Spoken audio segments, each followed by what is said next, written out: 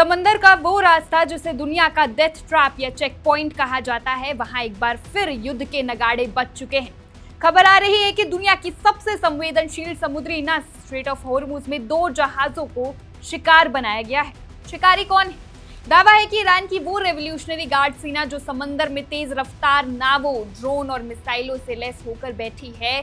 Iran का कहना है, हमारी इजाजत के बिना यहाँ परिंदा भी नहीं पर मार सकता। लेकिन इस सनसनीखेज दावे के पीछे का सच क्या है? क्या वाकई हमला हुआ है या ये सिर्फ एक मनोवैज्ञानिक युद्ध है? चले हम आपको ले चलेंगे ग्लोबल जियोपॉलिटिक्स के उस कुरुक्षेत्र में जहां इस वक्त पूरी दुनिया की नजरें टिकी हुई है।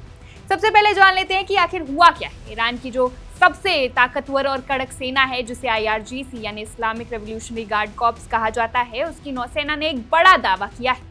उनका कहना है कि होर्मुज के समुद्री रास्ते से गुजरने की कोशिश कर रहे 2 जहाजों को उन्होंने निशाना बनाया है। ईरान का आरोप है कि इन दोनों जहाजों ने उनके द्वारा बनाए गए पारगमन प्रतिबंधों यानी कि ट्रांजिट रूल्स का उल्लंघन किया था।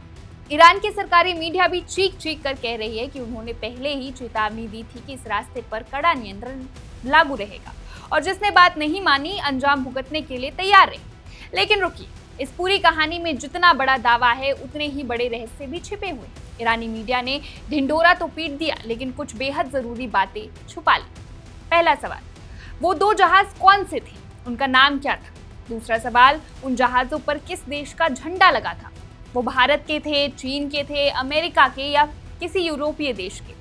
तीसरा और सबसे बड़ा सवाल, उन जहाजों पर हमला किस हथियार से हुआ? ड्रोन से, मिसाइल से या ईरान की उन तेज रफ्तार हमलावर नावों से जो चीते की तरह समुद्र में दौड़ती यानी कि स्पीड बोट्स?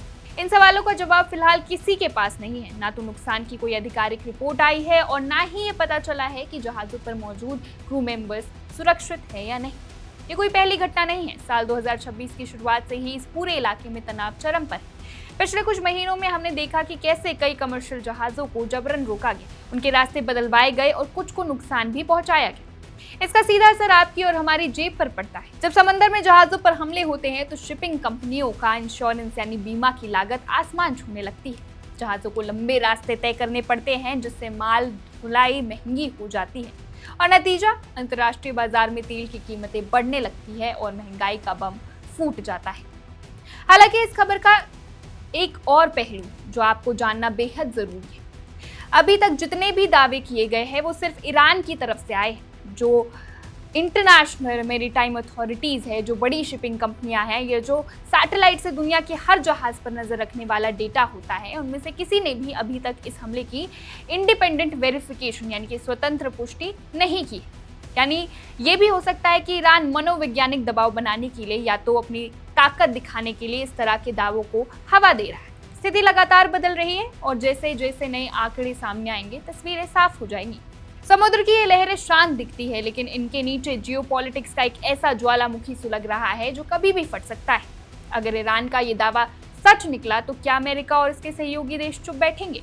क्या समंदर के इस रास्ते पर एक नया युद्ध छिड़ने वाला है? और अगर ऐसा हुआ तो क्या आपकी गाड़ी का ईंधन और आपके घर का राशन और महंगा होने जा रहा है? इन सभी सुलगते सवालों पर हमारी नजर लगातार बनी हुई है। जैसे ही कोई भी जानकारी सामने आएगी हम सबसे पहले आप तक पहुंचाते रहेंगे। आप बने रहिए वन इंडिया के साथ। Subscribe to One India and never miss an update. Download the One India app now.